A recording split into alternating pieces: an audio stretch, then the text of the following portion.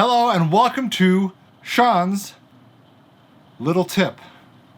So now that I'm saying that out loud, it doesn't really sound as good as it did in my head, but it's a working title and we'll figure it out later. Today we are going to be talking about adding depth to your photos in post. Some say it's cheating. Some say it's your art, do with it what you want. I'm on the wagon of just do whatever you want to create the vision that you see in your mind, Bart's. So without further ado, we're going to jump into Photoshop, the editor of choice for me, and see how to do this and, get your Instagram game just popping.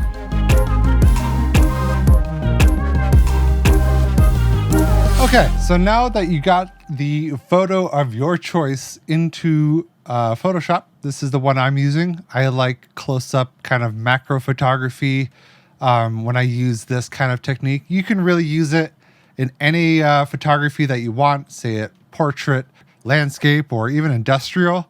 It all kind of depends on the elements you use. Now, this is the element I'm using is a nice little green leaf here. I chose this one because the colors are relatively close to my edited image. Now, it won't be that hard to color correct to match, but you can really use anything you want. Just make sure it's a nice, clean image. You don't want the little pixelated edge. It kind of ends up being a little crappy. You want to make it look as natural and real as possible. So whatever you are using, just find the best quality you can. That's kind of my rule of thumb. Now, go ahead and move it into position. Now, I'm going to be trying to cover up some of this in the background here, because to me, it kind of pulls your eye away from the in focus kind of cool low depth of field area over here. So I'm actually going to be trying to use these points to draw the eye back into the shot a bit. The trick to getting this to look the best is to not overdo it. Now, you don't want to have a big old leaf in your shot like this. It doesn't look very natural. You probably wouldn't have taken a shot with a leaf in the way like this. So you're going to actually go ahead and throw it up to the side and just rough set it. You don't need to get it exact right now. Just get it to the area that you think you're going to like it in, and go ahead up to filter, down to blur. And I use Gaussian blur, however you want to pronounce that. I don't think anybody really knows. Go ahead and hit that. Now it's going to be blurred a lot for me because that's the last blur that I applied. The main thing you want to do here is try to match the blur here to the other blurs that you have in shot. Or if you don't have other blurs in shot, make it look natural. Now, you don't want to do something like this. That doesn't look very good. It's a little too little blur. And you also don't want to do something like this, because then it just kind of disappears. Unless that's the look you're going for. It looks kind of cool. It's like a little green gradient. But you want to kind of be able to tell what it is. Like these are, you can tell they're leaves for the most part. That's a little blurred to me. I kind of keep it around that range, kind of the 90-ish range. 92.7. Perfect. Now, once you have it like this, you can do some further adjustments if needed. Now you're going to get this little pop-up. It's basically saying it's going to unapply the blur layer until you get your transformation. And once you hit enter, it pops it back on. So all I'm trying to do is get a little bit of the leaf in there. I don't want, like I said, you don't want this. Looks pretty shit if you ask me. But just a little bit up in the corner. Now you're probably thinking that's a little much of a sore thumb, and you'd be right. So the next thing you want to do is click whatever PNG layer that you're using, head up to adjustments. Now, if you don't have the adjustments tab here, you can go up to image and adjustments, and it does the same thing. I like to use curves. You can use anything else you like. You can kind of get the same look through exposure or levels. Basically, all you're trying to do is match the lighting to the rest of the scene, because this looks way too bright and green. But first things first, before you do any adjustments, you want to right click on the curves and do create clipping mask. Now what that's going to do, you can kind of see the arrow here, is it's only going to affect the layer underneath it, which happens to be our ivy layer. So you can kind of see it only only does application to that layer.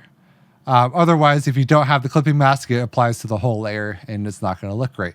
So all we're going to do is some basic adjustments to kind of get it to match roughly to the lighting of the rest of the leaves. So I'm trying to match the lighting to these guys.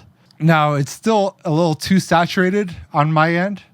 So all I have to do is do another adjustment and hue and saturation. And I just like to desaturate it. I like a very moody feel to my image. Now that already looks like it's part of the image. You might need to do a little bit of a shift to it's a little more blue, a little less saturation there. So now it looks like it's way more part of the image. Now it can be a little imperfect. It doesn't have to match exactly to the rest.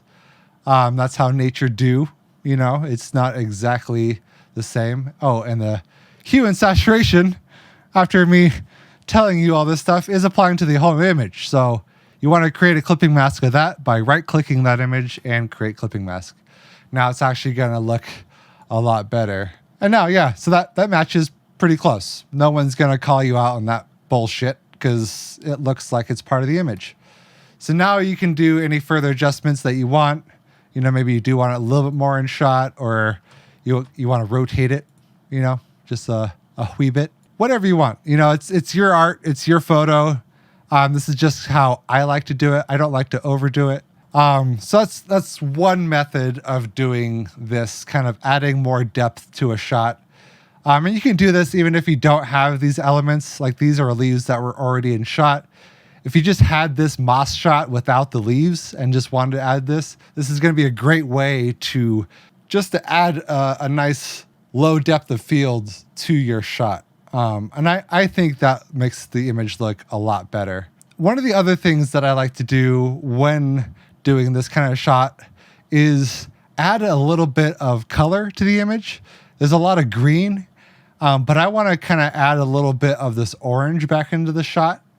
And a way for me to do that, and you can do this instead of finding a PNG if you don't want to go out and find a cool, you know, leafy PNG or grass PNG or whatever you want to add into your shot. Something else I like to do, I'm going to actually hide this layer for now, is create a new layer. You can come down to this little turning page right here and hit a new layer, throw that on top, and make sure it's not being a clipping mask. So just go up and right click, release clipping mask, and take your brush tool.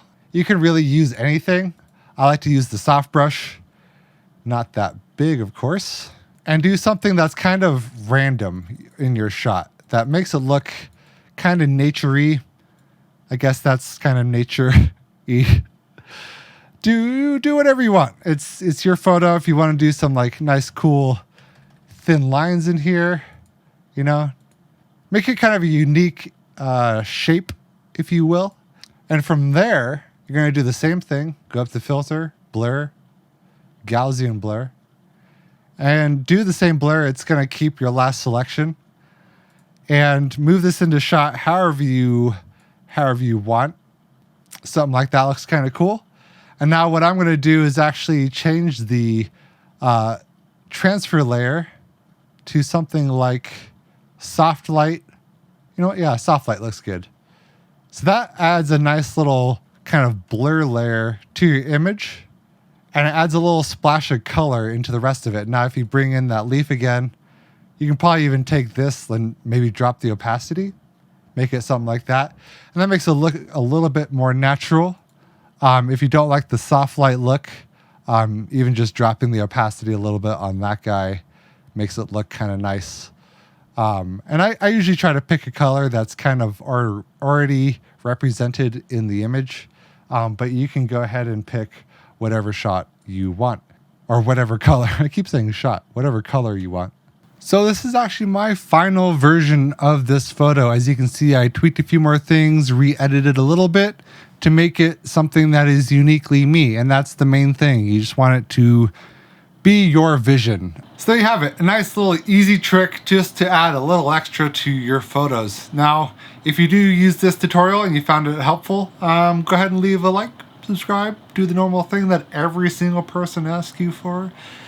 Also, I'd like to see what you do with these photos. If you actually took this technique, you probably already knew how to do it, but I want to see what you did. I am on Instagram at Sean_Tredway. Tag me. I want to see what you done. What you done? What you did. Until next time, we'll see ya.